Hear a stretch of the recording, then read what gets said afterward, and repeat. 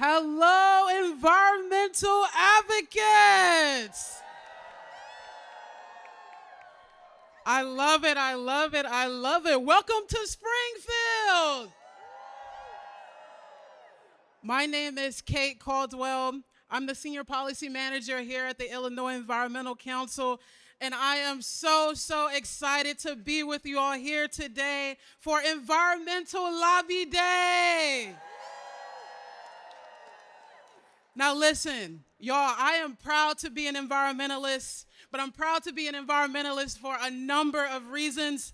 I'm proud of each of the hundreds of advocates that are here today, our community leaders here who work with me, who took time to come down to Springfield to stand up for our communities, to stand up for our precious natural resources. I'm proud of our optimism here, our determination to make our planet a better place. And last but certainly not least, I am specifically proud that we are not afraid of big fights. Because that's what we're up against, right? We're facing some really big fights here, y'all. We're up against a $6 trillion oil and gas industry, which is hiking utility rates for consumers in order to profit, while also serving as a starting point for every piece of plastic that ends up in our waterways. We're up against tech giants like Meta and Google. They're rushing to build data centers across our state, but they're ignoring the concerns of us, of our local communities. They're snapping up dangerously large amounts of water and energy. And guess what? We're also facing developer bulldozers, threatening our remaining wetlands, putting clean water, habitat, natural flood protection at risk. But on top of it all, we're facing a federal Trump administration that is hell-bent on dismantling environmental protections and giving a free pass to these corporate polluters. But guess what? We're not afraid. We're not afraid because we've fought big fights before. But we've fought big fights and we've won. Illinois, we've made incredible strides in the fight for climate action, clean energy progress, and environmental protections. And guess what? When faced with big fights, we come up with big, bold solutions. And we've got a really big team right here to make those solutions a reality, don't we? Yeah. So guess what? I'm excited for today. You know why I'm excited? You're going to hear from climate champions in the General Assembly who are working to pass legislation. You're going to hear from community members who are fighting to secure an equitable, affordable, and healthy future for all Illinoisans. Now I have a question for you all. How many of you all were here when the Wetlands Protection Act passed out of committee? Come on, you got to do better. I saw so many t-shirts. How many of you guys were here when it passed out of committee? Well, guess what? We're going to hear more about why the Wetlands Protection Act is so critical. So I want to welcome your longtime wetlands champ, your advocate, Mr. David McAllis of the Environmental Law and Policy Center.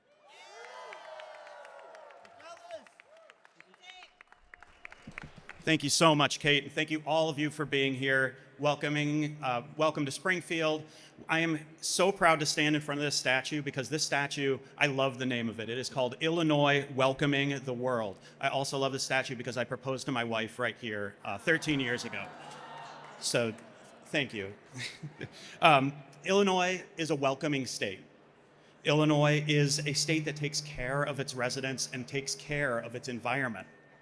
When there have been threats from the federal government, when there have been rollbacks from the Supreme Court, Illinois has stepped up to protect our neighbors, our loved ones, and especially over the last year, protecting our communities and protecting those who are under threat.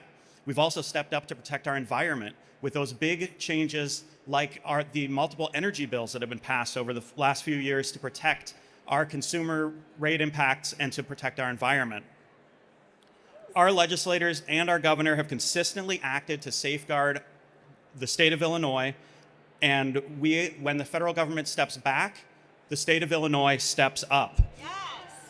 The bills that you are hearing about and that you're talking to legislators about today are multiple instances of the state of Illinois having an opportunity to step up where other states are not. And for us to be a leader on environmental issues, on energy protection, on reducing plastic waste, and protecting our wetlands. The current federal administration and the Supreme Court have rolled back wetlands protections. They are endangering our water quality.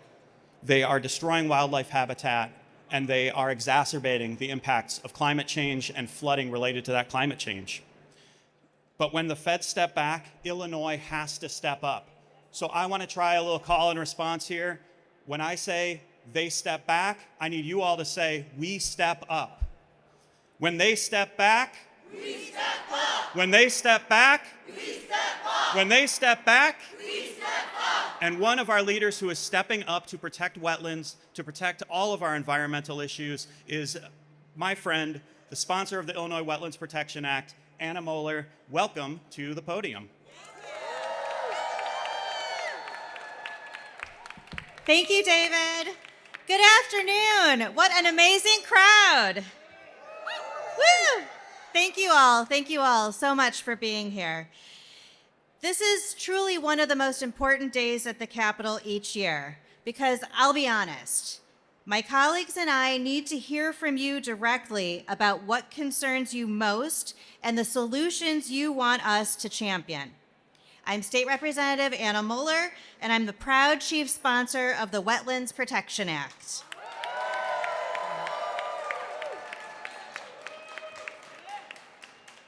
And thanks to so many of you who were here to see that bill pass out of committee 2 weeks ago. Our work to protect and defend Illinois' endangered wetlands grows more important by the day. Since Trump's Supreme Court gutted the Federal Clean Water Act in 2023, our wetlands have been left without critical legal safeguards. We are all at greater risk because of this ruling. The problem is, we can't afford to lose any more of our precious wetlands. We've already lost 90% of our state's historic wetlands. Of course, the impact of our wildlife ecosystems is bad enough, but there's something else that we should all worry us. Our reliance on wetlands for clean, healthy drinking water. All clean drinking water starts upstream. Before water reaches your tap, wetlands act as the first line of defense. Wetlands keep our water clean by filtering and purifying it, making it safe for use. I'm also concerned about the lack of protection for wetlands that will lead to more unnecessary devastation and loss of life as we see flooding and damages to our homes and buildings with increasingly intense weather events. Illinois spends billions of dollars on reactive flood cleanup instead of wise, more cost-effective prevention measures like protecting our wetlands. Losing wetlands shifts costs onto our homeowners, local governments, and state budgets, and we simply can't afford that. Wetlands help provide an important barrier. They soak up floodwater like a sponge from Chicago to downstate river towns and everywhere around the state. We can all agree that safe, clean drinking water, flood protection, and other wetland benefits are not negotiable. They're a necessary need for all of us. So with that, I am proud to sponsor this legislation in the House this spring. We need to stand strong with everyone today to call for the implementation of state protections for our wetlands. Let's keep working this bill. Let's get it over the finish line and protect our wetlands in Illinois. Thank you all.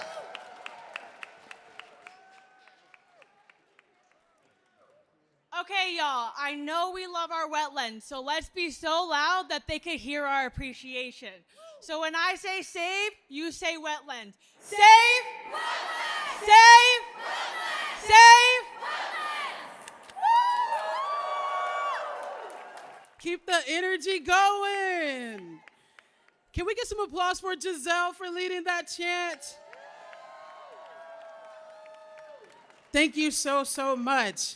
But we're not done yet. Now, we're going to hear about just how close we are to securing our next win. I am extremely honored to introduce the one, the only, Representative Jennifer Gong Gershowitz, who is the representative is going to talk about the polystyrene foam foodware ban. So let's give it up.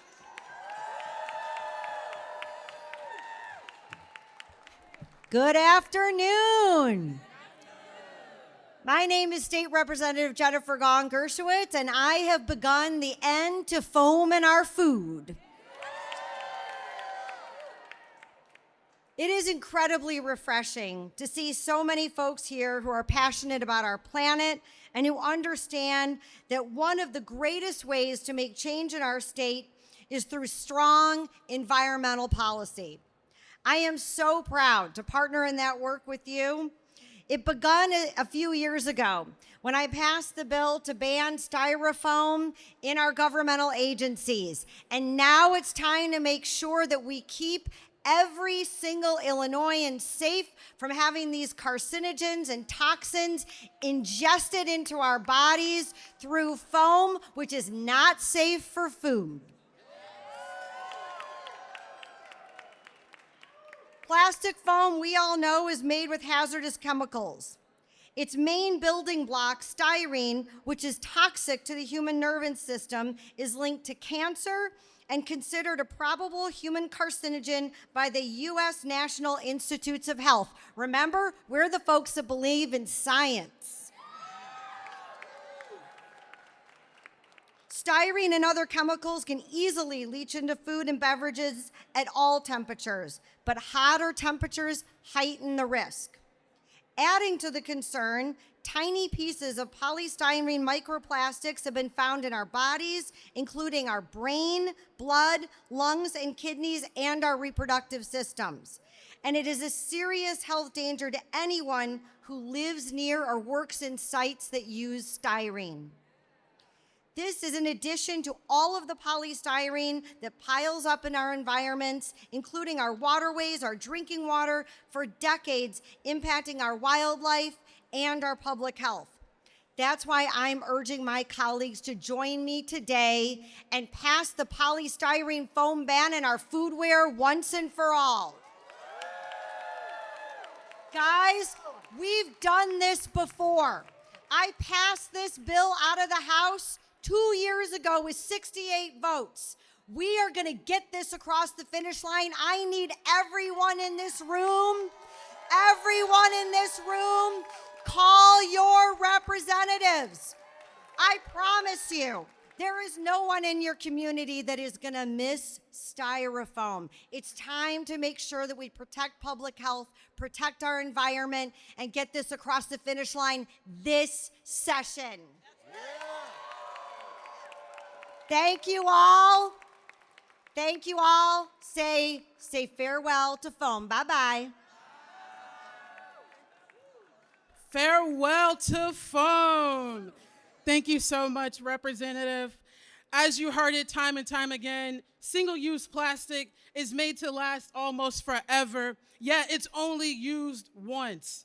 You know what that means? That means that styrofoam someone uses today will be around for generations. Next, you're about to hear from the future generation and from the current generation. So I need you all to get excited, get loud, and help me welcome Charlie Johnson and Nick Faison to tell us more.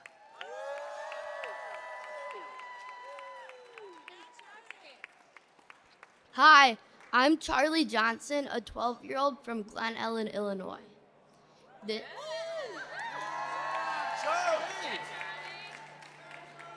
It's insane that all this that we only use for a few minutes will be in our environment for hundreds of years. I'm 12 years old, and this, even foodware that's around decades before I was born, will be around when I'm all grown up.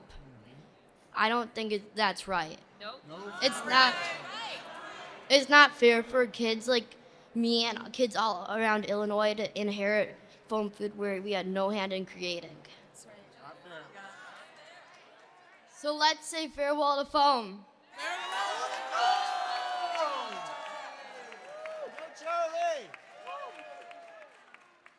All right, that's right, Charlie. Illinois, how are we feeling at Environmental Lobby Day? Y'all fired up? All right. That's what I like to see. Good afternoon. I'm the Reverend Nicolette Faison, and I have the honor of being the Illinois Outreach Director for the Faith in Place Action Fund and a member of the Coalition for Plastic Reduction. It feels empowering to be alongside each and every one of you as more Illinoisans are lifting their voices to say enough is enough. At Faith in Place Action Fund, we believe climate crisis is a spiritual crisis rooted in the disconnection from one another, our traditions, and the earth. And that's why we are so behind SB 1531 and the banning of styrofoam containers. Because y'all, we can no longer accept that corporations, big oil, and fossil fuel pushers have worked so hard to disrupt our relationship with the environment and ourselves. So much so that we have been conditioned to only see a world where single-use plastics is treated as a necessity rather than the plague that it is to our bodies and to our communities. Y'all, we are now living in a world where generations of people are exposed to the impacts of plastic pollution every day. But today,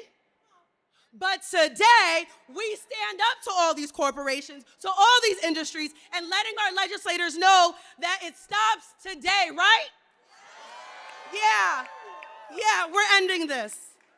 And so I need all of you to get excited for SB 1531, as now is the time for us to reclaim our health, our neighborhoods, and our future. And so, y'all, with this bill, we can finally see a future without single-use plastics. Polystyrene continues to keep the worst polluters in business, and it disproportionately impacts the health of our neighbors who live or work near factories using that same toxin that we know as styrene. So I need y'all to help me out real quick. Is that okay? Can y'all help me out real quick? So let me know, is the cost of your takeout worth the lives of our neighbors? No. Okay. Is keeping the polystyrene industry running worth all the landfill? No. So should Illinois continue to prioritize plastics over people? No. That's what I thought. And so the Coalition for Plastic Reductions and our other environmental partners have been at this for a while now. And we can't stop there. So today, I need all of you to tell your legislators that we need to pass SB 1531. What was that? SB 1531. Oh, okay. And so that we don't pass down a mountain of plastic pollution and an ever-warming climate to future generations. The pressure starts now. Let's go, Illinois.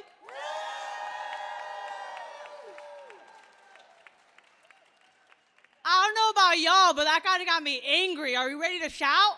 Yeah. So I'm going to say, well, actually, we're all going to say, but the chant is, hey, ho, ho, toxic foam has got to go. Hey, ho, ho, toxic foam has got to go. Hey, ho, ho, toxic foam has got to go. Hey, ho, ho, toxic foam has got to go. Woo! Thank you, Giselle. I'm loving this energy. Give it up for yourselves. Now, I don't think I have to explain this to you, but if you weren't already convinced that the oil and gas industry is up to no good, just wait till you hear from our next speaker. Please help me welcome Abe Scar of Illinois PIRG. Good afternoon. My name is Abe Scar. I'm the director of Illinois PIRG. At PIRG, we stand up to powerful special interests whenever they threaten our health, our safety, and well-being. Thank you to IEC and all the organizations who've helped put together this lobby day. Most importantly, thank you for coming out today and making your voice heard. Illinois' three largest gas utilities have raised rates by $1.5 billion in under a decade. And now two of them are back with rate hikes asking for more. Enough already. The utilities say they have to raise our rates in order to maintain safety. That's false. What's really happening is they're engaged in wasteful spending on unnecessary fossil fuel infrastructure in order to boost profits for their out-of-state corporate parents. The truth is, utilities can spend less and improve safety more. And they can invest in things like energy efficiency, which helps customers now and helps facilitate the transition to clean energy homes powered by 100% renewable energy. Yeah, that's good. Yes, you can applaud. So we're calling on regulators at the Illinois Commerce Commission to slash these rate hikes and to hold Peoples Gas and Nicor accountable. And we're asking legislators today to join in on our call and to join us in advocating for safer, cleaner energy. So I have some questions for you to make sure they hear our call. These will be some yes or no answers. What do we say to these rate hikes? No! What do we say to excessive profits? No! What do we say to unnecessary fossil fuel infrastructure? No! Last one's different. What do we say to safer, cleaner energy? Yes! Thank you.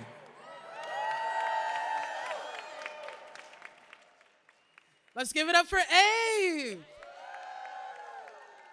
Now, do you guys have power? Yeah. I can't hear you. Do you guys have power? Yeah. Well, guess what? Now we're going to talk about the Power Act and how we are holding these data centers accountable for energy and environmental justice harms. Please help me welcome Myra Mendez of Clean Power Lake County.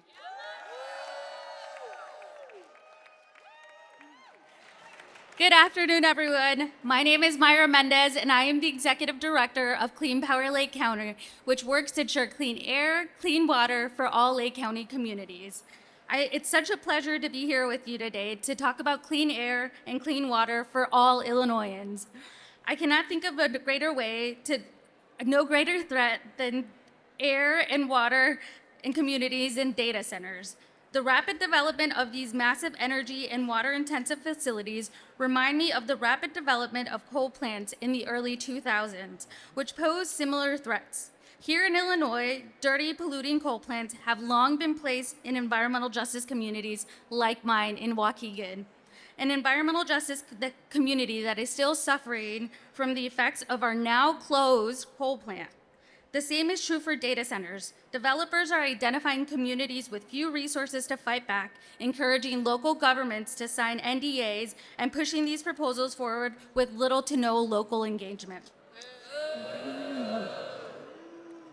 With coal plants, when decision makers finally woke up to the incredible harms these facilities pose to our health, climate, and community, we had to react after the fact.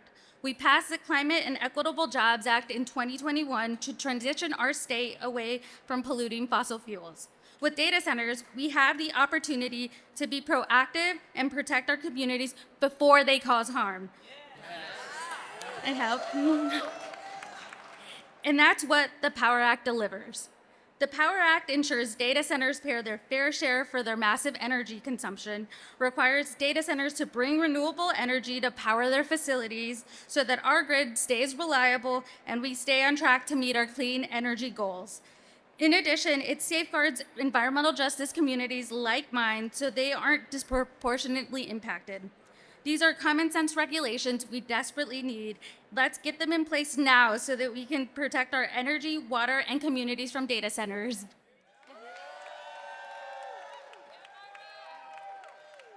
Let's give it up for Myra one more time.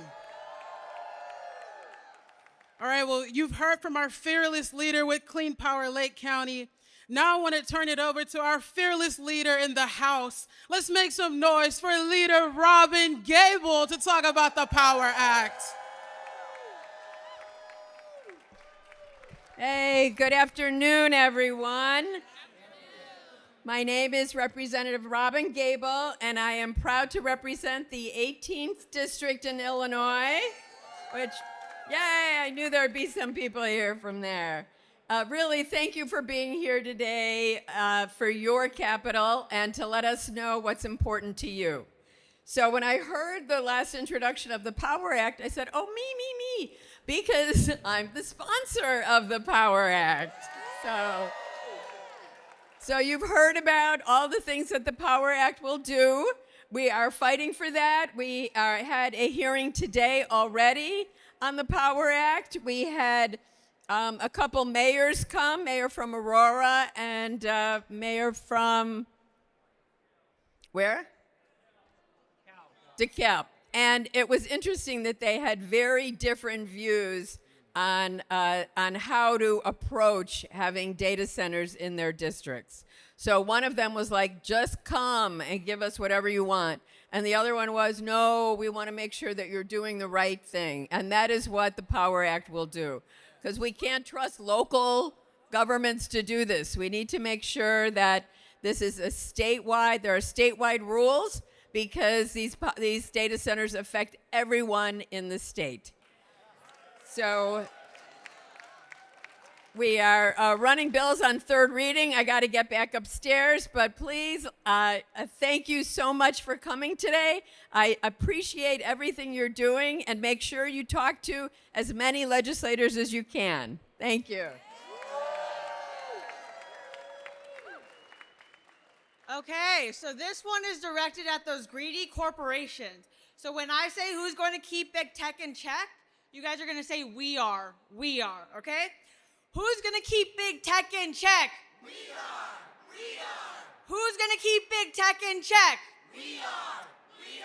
Who's going to keep big tech in check? We are. Thank y'all. Woo! Thank you, Giselle. Who's gonna keep big tech in check? We are. Are you guys feeling the energy still? Yeah. Are you guys still excited? Yeah. You guys still want to talk to your legislators? Yeah. Thank you again to Leader Gable. Thank you, Giselle, for leading those chants. We're not done just yet. I'm so excited. I'm going to turn it over now to our long-term advocate for our Great Lakes, none other than the Andrea Densham, to bring us home. Thank you. The kid that grew up in Ann Arbor says go blue, but I respect my friends from the Ohio State. And are we here to get into some good trouble, my friends? All right, my name is Andrea Densham, and I have the honor to work with the Alliance for the Great Lakes. For more than 50 years, as many of you know, the Alliance for the Great Lakes has been working to protect our region's most precious resource, our fresh, clean, and natural waters of the Great Lakes, not only for the generations here today, but for the generations coming. At the Alliance for the Great Lakes, we know the power of the people standing together and working shoulder to shoulder to make sure that we protect our waters for today and tomorrow. Do the people have the power? Yeah.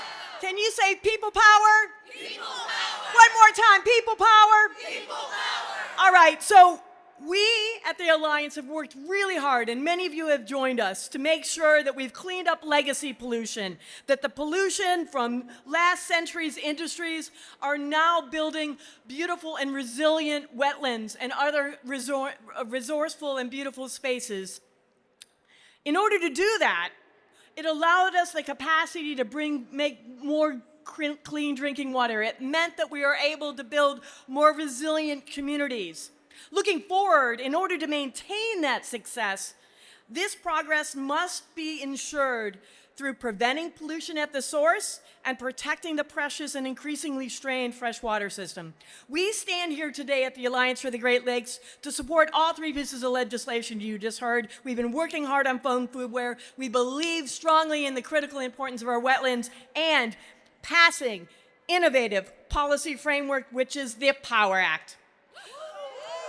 The Power Act is built to ensure that industries that are coming here to Illinois are sustainable and not harmful. The Power Act will provide critical framework and guardrails that support sustainable growth, that ensure managed water use, require transparency and accountability, and protect our communities and ecosystems from preventable pollution and water overuse.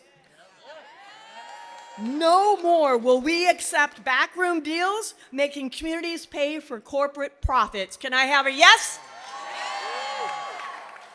These practical safeguards that are inside of the Power Act will protect our power books, will ensure that our shared water resources are protected. We know that increased water and energy use from data centers could lead to strain on our local water systems.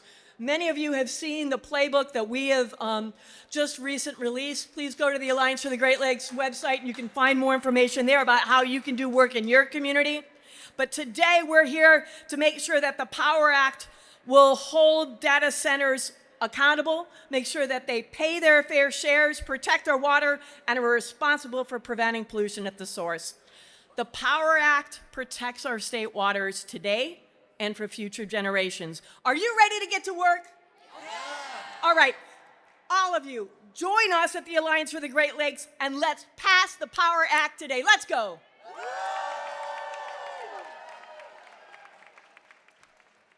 All right, y'all, this is my last chance, so I want to hear a lot of energy.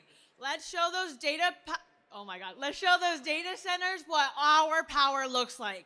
When I say whose power, you guys are going to say our power, and when I say what kind of power, you guys are going to say people power. Whose power? Our power. What kind of power? People power. Whose power? Our power. What kind of power? People power. That's amazing, y'all. Thank you.